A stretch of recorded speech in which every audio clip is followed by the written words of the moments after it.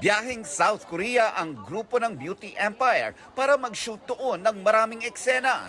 Collab ito ng GMA View Philippines at Creation Studios. Looking forward si Barbie Fortesa to mix work and pleasure, lalo't kasama niya ang kanyang kaibigang si Kailin Alcantara. Expectation, siguro mas yung bonding namin ni Kaylin. Kami ni Kaylin ang magkakasama doon kasi the last time I was there, I flew in solo. So ngayon masaya kasi ikaw ang tour guide. ako ang tour guide, tapos sabihin ko dito yung masarap na samgyupsal, ganyan. Tapos itutour ko siya sa Myeongdong kung may time kasi masarap doon yung mga street food eh. Bukod sa food trip, excited daw ang dalawa na mag-sightseeing at bumili ng beauty products doon. Mas na-excite ang dalawa dahil dito raw sa sentro ang kwento ng kanilang bagong serye.